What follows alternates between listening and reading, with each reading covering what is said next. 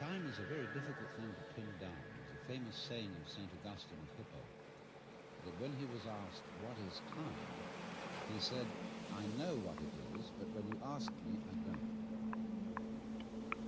And yet it seems absolutely fundamental to our life. Time is money, we say. I don't have enough time. Time flies. Time drags. And I think we should go into the question of what this is, because in our ordinary concepts, we think of time as a one-way motion from the past through the present and on into the future. And that carries along with it another emotion, which is to say that life moves from the past to the future in such a way that what happens now and what will happen is always the result of what has happened.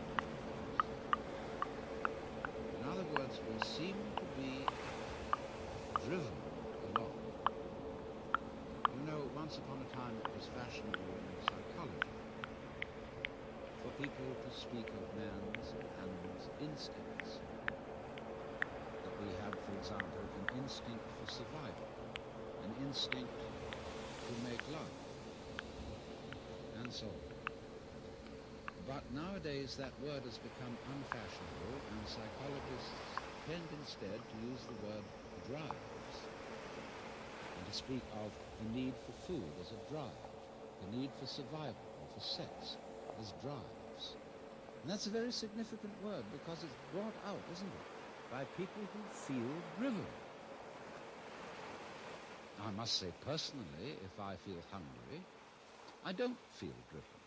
Also, if I feel lusty, I don't feel driven. Because I don't say, oh, excuse me, but I have to eat. Or excuse me, but I need to fulfill my sexual urges, my biological impulses. I say, hooray, I identify myself with my drives. They're me. And I don't take a passive attitude towards them and apologize for it. So the whole idea of our being driven is connected with the idea of causality, of life moving under the power of the past. And that is so ingrained in our common sense that it's very difficult to do, because I want to turn the thing round completely the other way and say that the past is the result of the present. Let us suppose, just for the sake of example, that this universe started with a big bang, as some cosmologists believe. Now, when that bang happened, it was the present, wasn't it? And so the universe began in what we can call a now moment. Then it goes on doing its stuff. And always, when any event that we now call the past came into being, it came into being in the present, out of the present. That's one way of seeing it. But before we get further involved in this, I want to draw your attention to a fallacy in the very common sense idea of causality. That events are caused by previous events, from which they flow or result necessarily. To understand the fallacy of that idea, we have to begin by asking, what do you mean by an event? Let's take the event of a human being coming into the world. Now, when does that event begin? Does it occur at the moment of parturition, when the baby actually comes out of its mother? Or does the baby begin at the moment of conception? Or does the baby begin when it was an evil gleam in its father's eye? Or does a baby begin when the spermatozoa are generated in the father, or the ovum in the mother. Or could you say a baby begins when its father is born, or when its mother is born?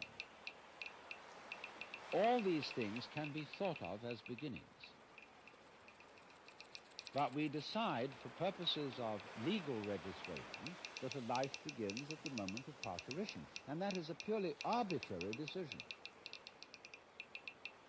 And it has validity only because we all agree about it. Let me show you the same phenomenon in the dimension of space instead of the dimension of time. Let's ask, how big is the sun? Are we going to define the sun as limited by the extent of its fire? That's one possible definition. But we could equally well define the sphere of the sun by the extent of its heat. We could also define the sphere of the sun by the extent of its light. And each of these would be reasonable choices, except that it's rather difficult to keep track of the extent of its light, because we're inside it. And therefore we have arbitrarily agreed to define the sun by the limit of its visible fire. But you will see in all these, by these analogies, that how big a thing is, or how long an event is simply a matter of definition. Now, therefore, when by simple definition, for purposes of discussion, we have divided events into certain periods, we'll say the First World War began in 1914 and it ended in 1918. Now, actually, all those things which led up to the First World War started long before 1914, and the repercussions of that war have continued long beyond 1918. How are we to distinguish an event from its repercussions? So you will see that because we have divided events from one another in this arbitrary way, we do that, and then we sort of forget we did it. And then we have a puzzle. How do events lead to each other? Because you see, in reality, there are no separate events. Life moves along like water. And it's all connected, as the source of a river is connected to the mouth and to the ocean. And all the events or things going on are like whirlpools in the stream. Because you go there today and you see a whirlpool.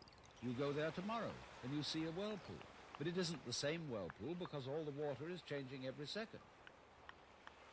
What is happening is not really what we should call a whirlpool, but rather a whirlpooling. It is an activity, not a thing. And indeed, every so-called thing can be called an event. We call, say, a house, housing. We call a mat, matting. And we could equally call a cat a catting. So we could say the catting sat on the matting. And we would thereby have a world in which there were no things but only events. To give another illustration, a flame is something we say, there is a flame on the candle. But it would be more correct to say, there is a flaming on the candle, because the flame is a stream of hot gas. Let's take another amusing example. We say fist, and fist is a noun. And fist looks like a thing, but suddenly what happens to the fist when I open my hand? See, I was fisting. Now I'm handing it to you. So every kind of so-called thing can be spoken of as an event, and because events flow into each other, the fisting flows into the handing, we cannot say exactly where one ends and the other begins. So therefore, if we remember that, we shall see that we do not need the idea of causality to explain how a prior event influences the following event, because it's like this. Supposing I'm looking through a narrow slit in a fence, and a snake goes by. I've never seen a snake before, and this is mysterious. And I see through the slit in the fence, first the snake's head. Then I see a long, trailing body, and then finally the tail. And I say, well, that was interesting. Then the snake turns round and goes back. And again, I see first the head, and then after an interval, the tail. Now, if I call the head one event and the tail another, it will seem to me that the event head is the cause of the event tail, and the tail is the effect. But if I look at the whole snake, I will see a head-tailed snake, and it would be simply absurd to say that the head of the snake is the cause of the tail, as if the snake came into being, first the head and then the tail. The snake comes into being out of its egg as a head-tailed snake. And so in exactly the same way, all events are really one event. We're looking, when we talk about different events, we're looking at different sections or parts of one continuous happening. And therefore, the idea of separate events, which have to be linked by a mysterious process called cause and effect, is completely unnecessary. But having thought that way, we think of present events as being caused by past events, and therefore we tend to regard ourselves as the puppets of the past, as driven along by something that is always behind us. Now, to overcome this impression, it's very simple. You begin again with an experiment which I suggested in a previous talk about meditation. Approach the world through your ears. If you shut your eyes and make contact with reality purely with your ears, I mean, it's kind of silly perhaps to shut your eyes when you're looking at television, but do it just for a moment. And you will realize that the sounds you are hearing are all coming out of silence. You hear, and it fades away. Fades, fades, fades, fades, and finally disappears. It's a curious world, this, isn't it? Because you hear all the realities in it, the sounds, suddenly coming out of nothing. You don't see any reason for them to begin. They just appear, and then they echo away through the corridors of the mind, which we call memory. Now, if you open your eyes, it's a little harder to see this with your eyes because, unlike sounds, the eyes sound static. Or rather, they look static. Everything looks still to your eyes. But you must understand that the world you are looking at, say when you look at a light, that light is vibrating. All material things are vibrations, and they are vibrating at you now in the same way as the sound was vibrating in your ears. In other words, the present world that you see is a vibration coming just as the sound comes out of silence. The light is coming out of space. It's coming out of nothing straight at you now and echoing away into the past. So the course of time is really very much like the course of a ship in the ocean. Because here's the ship, you see, and it leaves behind it a wake.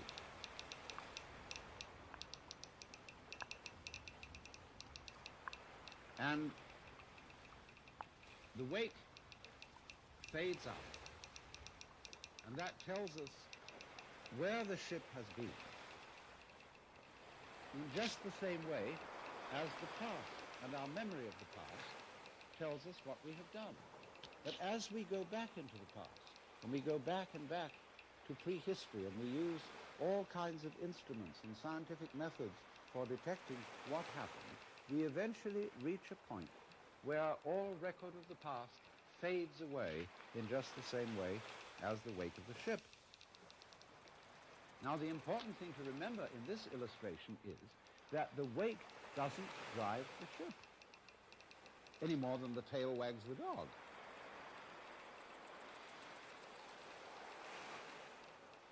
Supposing there's a neurotic, difficult child, and one school of thought used to say, well, bang him about, beat him up, and maybe he'll change. But then they said, oh no, that's not fair to the child to beat him up because it was his parents. They didn't bring him up properly. And so then they say, well, punish the parents. Well, the parents say, excuse me, but our parents were neurotic too, and they brought us up badly, so we couldn't help what we did. And so since the grandparents are dead, we can't get at them. And in any case, supposing we would pass the whole blame back to Adam and Eve in the Garden of Eden. And they say they started all this mess. But then Eve would say, no, the serpent tempted me and I did eat, and it was the serpent's fault. Well, you know, when God, in the story of Genesis, asked Eve, didst thou eat the fruit of the tree whereof I told thee thou shouldst not eat? She said, oh, but the serpent tempted me, and I did eat. And God looked at the serpent, and the serpent didn't make any excuse. He probably winked. Because the serpent, being an angel, is wise enough to know where the present begins. So you see, if you insist on being moved, being determined by the past, that's your game. But the fact of the matter is, it all starts right now. But we like to establish a connectivity with the past, because that gives other people the impression that we're sane. If you ask me then, why am I talking? Well, I could say I'm making a living this way, or I have a message that I want to get across to you. But that is not the reason. I'm talking for the same reason that birds sing and for the same reason that the stars shine. I dig it. Why do you dig it? Well, I could go on answering all sorts of questions about human motivation and psychology, but they wouldn't explain a thing, because explaining things by the past is really a refusal to explain them at all. All you're doing is postponing the explanation. You're putting it back and back and back and back, and that explains nothing. What does explain things is the present. Why do you do it now? Now, this is a slight cheat, because that doesn't explain it either. Because what happens now, just as the sound comes out of silence, all this comes out of nowhere. This is in connection with what I explained to you in another talk about the power of nothingness. All life suddenly emerges out of space, bang, right now. And to ask again, why does it happen, is an unprofitable question. Because the interesting thing is not why, but what. What happens? Not why does it happen. I can say, well, I am doing this now because I did that then. And so I am producing for you a continuous line of thought. But actually I'm doing it backwards. I'm doing it always from now and connecting up what I do now with what I did so that you can see a consistent story. If I define myself as the whole field of events, we'll say the organism-environment field, which is the real me, then all the things that happen to me may be called my doing. And that is the real sense of karma. But when we speak about freedom from karma, freedom from being the puppet of the past, that simply involves a change in your thinking. It involves, in other words, you're getting rid of the habit of thought whereby you define yourself as the result of what has gone before, and instead get into the more plausible and more reasonable habit of thought, in terms of which you don't define yourself in terms of what you've done before, but in terms of what you're doing now.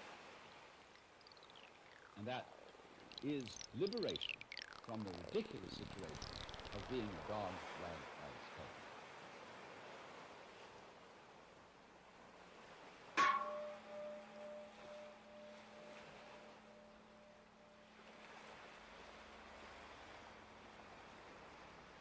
Tonight I want to tell you 3 fantasies, all of which have something in common. The first fantasy is about reproduction. We use the word reproduction in 2 principal ways. When we talk about the biological reproduction of the species, and when we talk about making a good reproduction of something in terms of a painting, a photograph, or a recording, or a videotape. And what is all this about reproduction in that direction? Hundreds of years ago, kings of Europe who wanted to form feudal alliances by marrying the princesses of far-off states would have painters send portraits of the lady in question to see if His Majesty approved of her before he got her. And there's a famous story in which Henry VIII of England was badly cheated in this respect by a too flattering portrait of Anne of Cleves. And therefore there grew up a kind of morale among artists in the European tradition to make faithful reproductions of people. And they perfected their technique, beginning with the marvelous work of the Renaissance painters and the Flemish painters, and going on finally to what was called art officiel in the 19th century. We got what we now call photographic realism.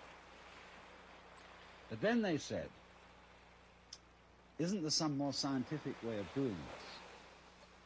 And so they discovered the camera.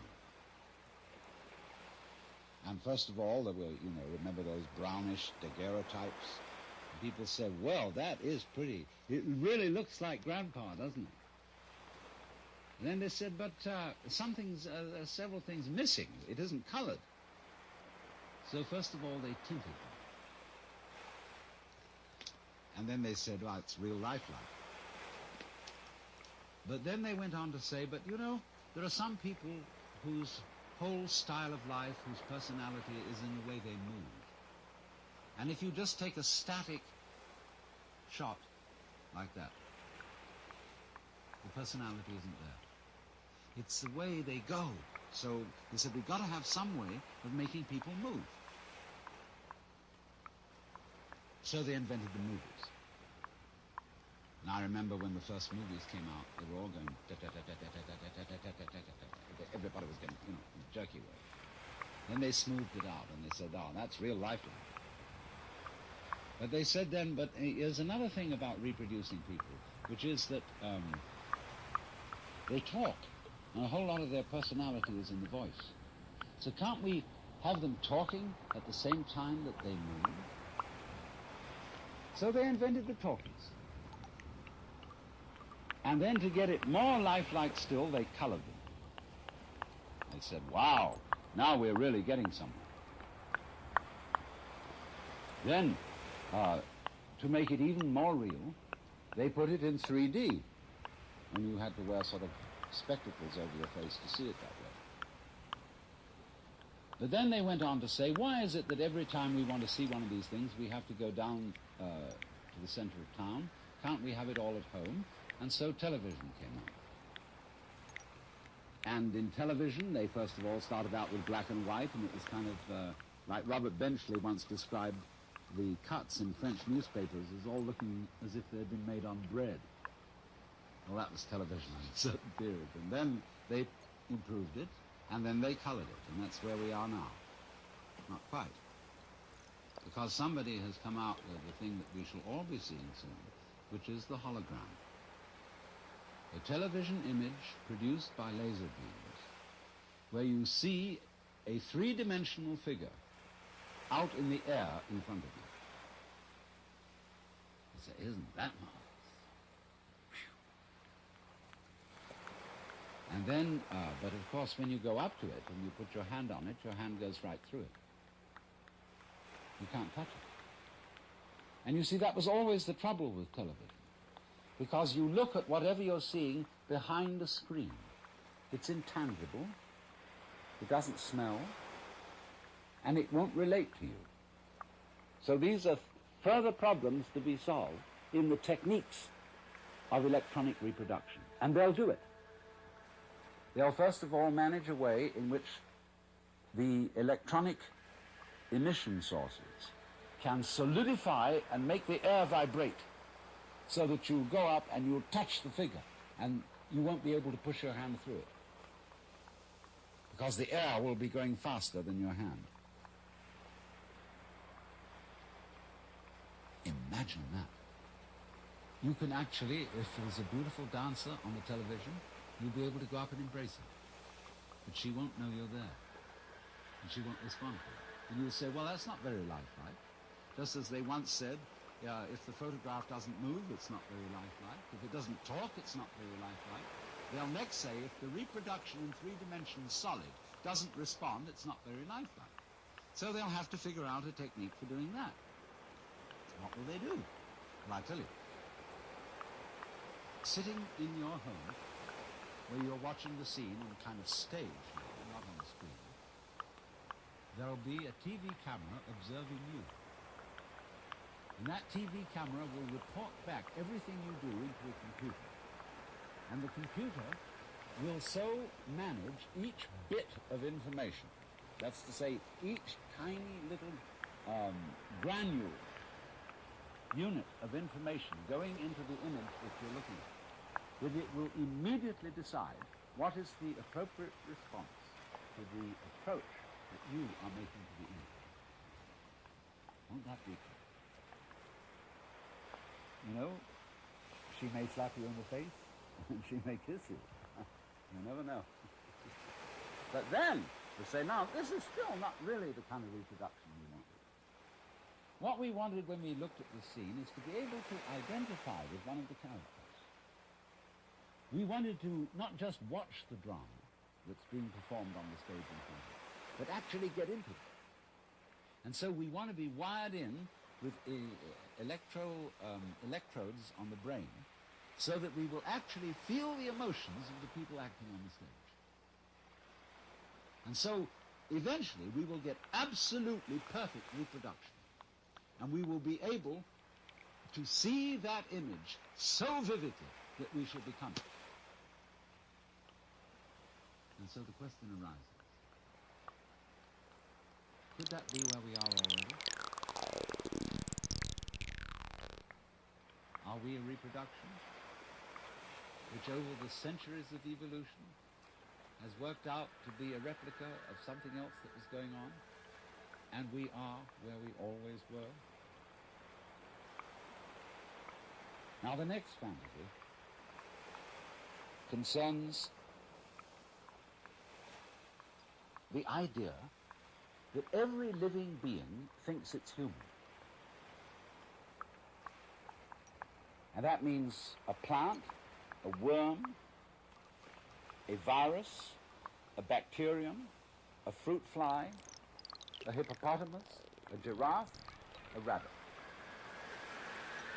That all these beings, wherever they feel out from, as we feel out from our bodies, feel that they're in the middle.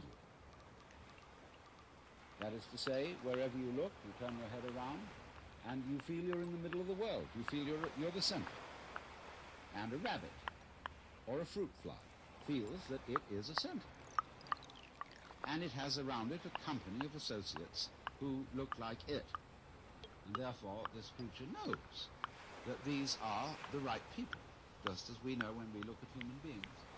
They're the right people. They are one of us.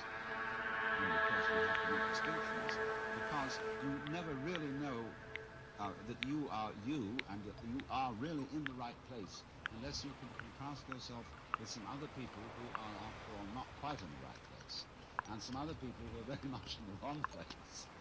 And then, through having this succession of comparisons, you know that you're okay.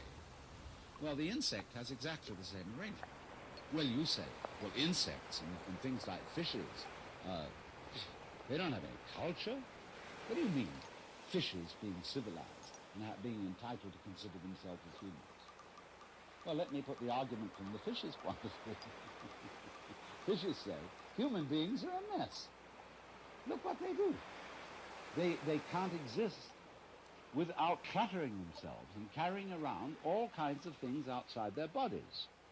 They have to have houses and automobiles and books and records and television and hi-fi equipment and stuff, endless stuff, and they litter the earth with rubbish. Think of a dolphin. He isn't really a fish because a dolphin's a mammal, but a dolphin's point of view towards the human race. Dolphins spend most of their time playing. They don't work because the grocery is right there in the ocean, whatever they need. And so a dolphin will catch up with a seagoing liner, and it'll get on the wake of the liner and put its tail at an exact angle of 26 degrees. And in so doing, the liner will carry the dolphin along. The dolphin will make circles around the liner just for fun, playing all its life in the water. And we know that a dolphin's brain is as big, if not bigger than ours. It is incredibly intelligent, and it has a language which we can't decipher. And the person who knows most about dolphins in the United States, Dr. John Lilly, is a friend of mine, and he said he came to the conclusion that dolphins were too smart to tell us their language.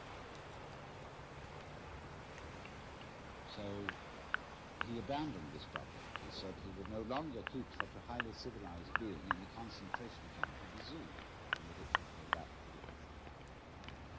So the point is, not only dolphins, but every organism that has any sensitivity in it whatsoever considers itself to be the center of the universe. Now it has its problem. There's a Zen poem which says, "The morning glory which blooms for an hour differs not at heart from a giant pine that lives for 1,000 years." In other words, an hour is a long life to a morning. 1,000 years is a long life to a pine. And our 80 years and 10, or as the insurance company's actuarial tables put it, somewhere between 65 and 70 years as an average human life, seems about the right length of life. I mean, there are people who want to go on and are in quest of immortality and have their bodies frozen in case there should develop in the future some technique by which they could be revived.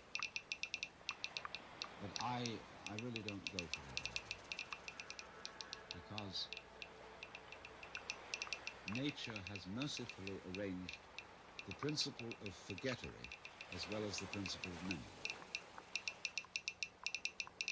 If you always and always and always remembered everything, you see, you would be like a piece of paper which had been painted over and painted over and painted over until there was no space left and you wouldn't be able to distinguish between one thing and another. It's like when a whole bunch of people start to scream and make noises and out-scream each other, and soon you can hear nobody. So in that way one's memories become screams, and nature mercifully arranges that the whole thing be erased. And you begin again. You see, it doesn't matter in what form you begin, whether you begin again as a human being, or as a fruit fly, a butterfly, or a beetle, or a bird. It feels the same way that you feel now. So we're really all in the same place. We all have above us things much higher than ourselves.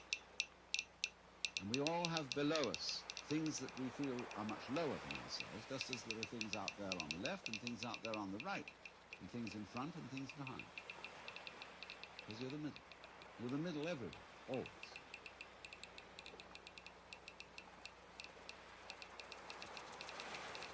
Now my third fantasy. Nobody has, it seems to me, really seriously asked the question, how do stars begin? Why? How out of space do these enormous radioactive centers arise?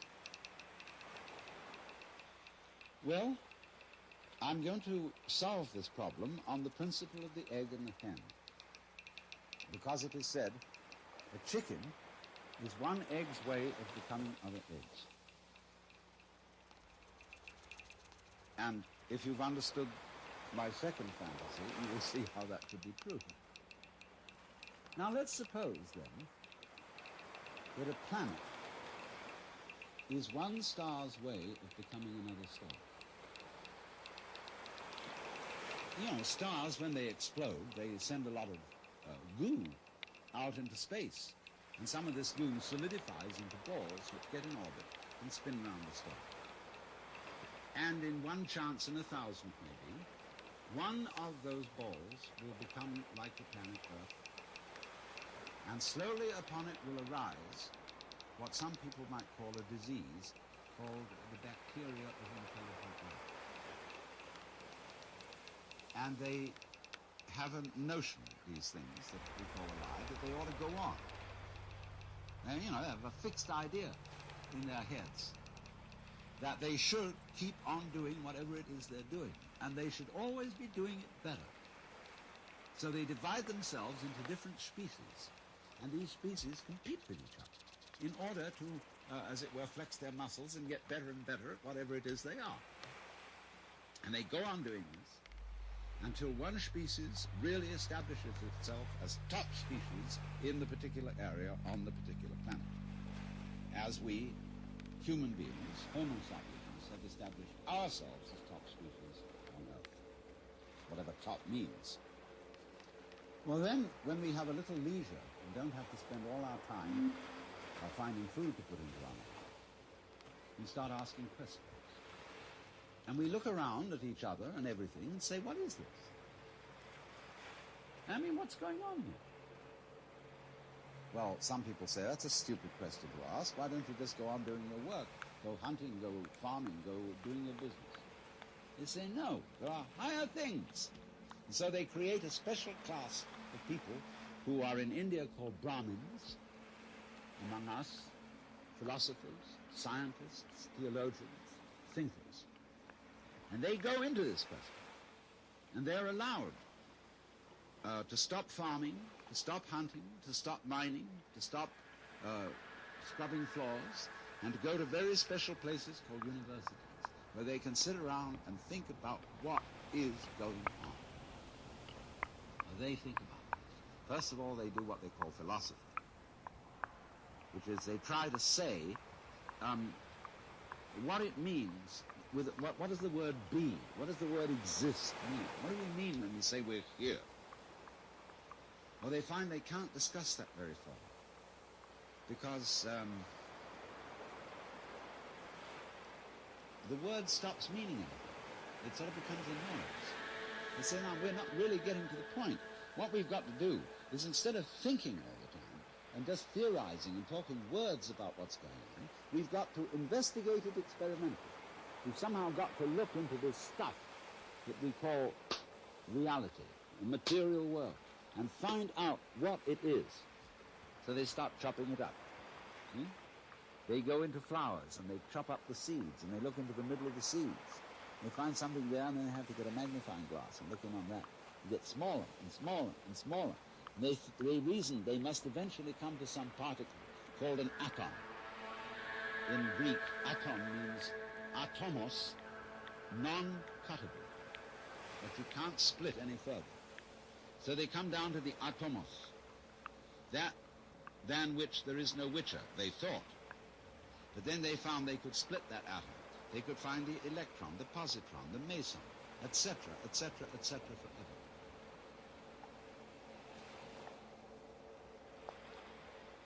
And so they said, well, this is real science, because we've now found out that every atomos of matter contains immense energy, and that we could come to the point where we could release the energy. And the trouble with intellectual people is that anything that can be done must be done. And so eventually, in the necessary course of the development of nature, they found out how to blow the earth to pieces and turn it into a star.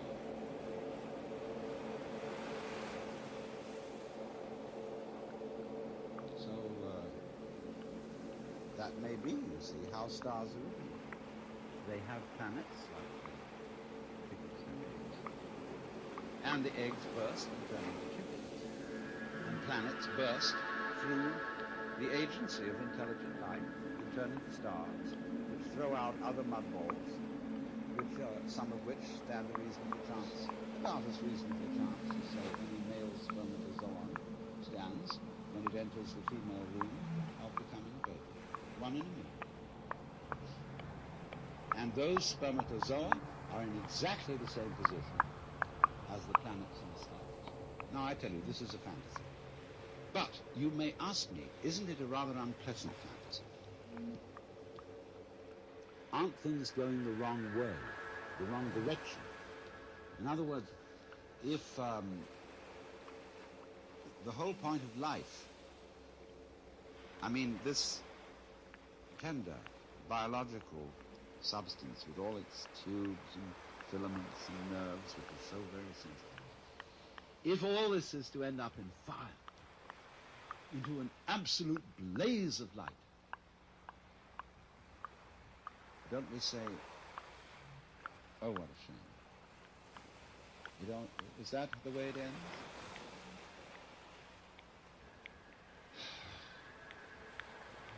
But so many people say that they want to see the light. They want to be enlightened. They want to dissolve into the light of God. Then when they've done that, all over again, the process goes on, and it blows out those mud balls. And here are planets, and here once again, you're a baby, you're a child, the flowers are brilliantly colored, the stars are gorgeous, the smell of the earth, the sound of the rain, everything is marvelous once again. And once again you see the other.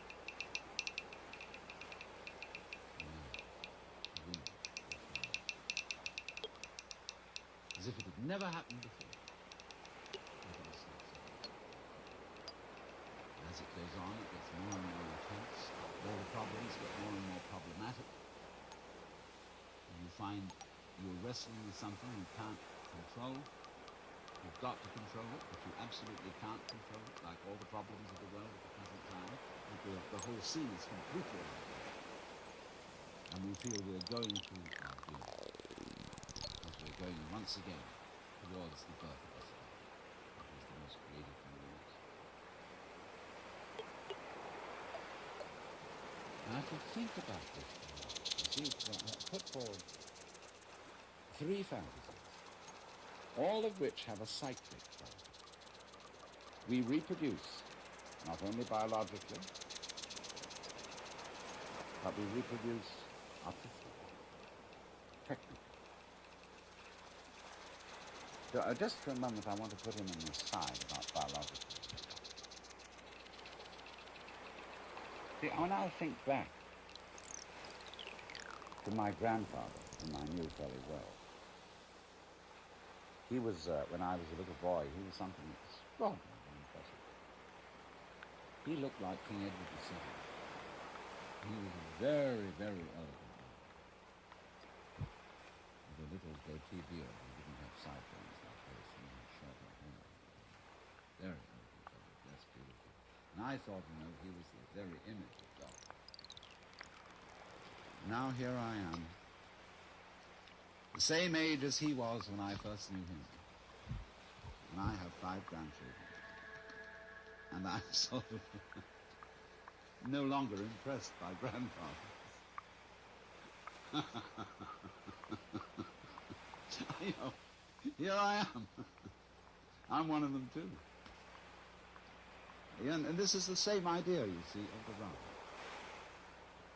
That we are almost perpetually in the same place, as the French proverb says, plus ça change, plus c'est la même chose. The more it changes, the more it's the same thing. Well, that means then, you see, that existence, the feeling of being, is a sort of spectrum. Just as light is at one end red and at the other end violet. And you have to have these extremes in order to have color at all, in order to know light. So you see, likewise, we have to have the experience that there is somebody else, something else going on altogether out of our control, in order to have the experience of being me.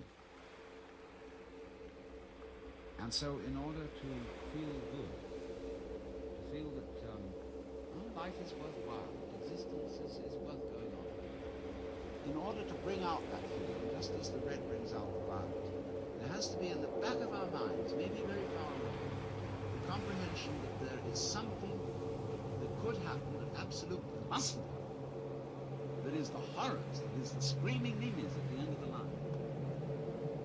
We have to know that's there. And every so often, that has to happen.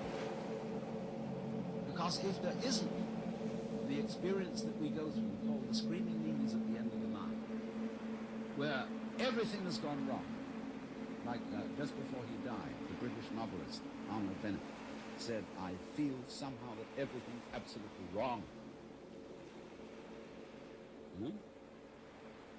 So the possibility, even the imagination that there could be such an experience in the back of our heads, is the background which gives intensity to the sense that we call feeling good, feeling that it's all right.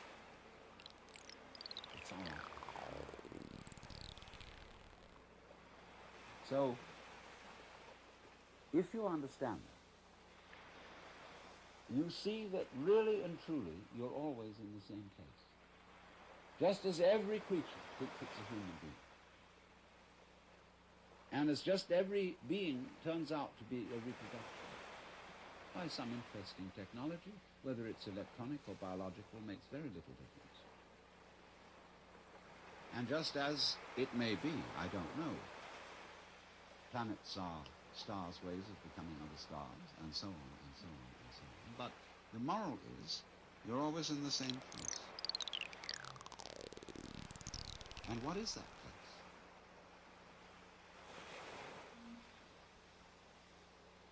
You can ask yourself very, very, I won't say seriously, because this isn't really serious, it's sincere. Ask yourself very sincerely, if that is so, if, in other words, the place in which you are now is the place where everything and everybody else really is, only there's an arrangement to pretend that you ought to be somewhere else.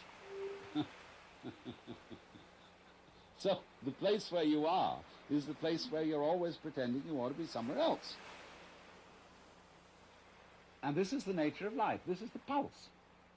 I ought to be somewhere else. So it's a kind of a gazing like that, see? And if you discover that that's the trick that you're playing on yourself, you become serene. And you don't entirely give up the game, because you've seen through it. But you say, it really might be fun to go on playing.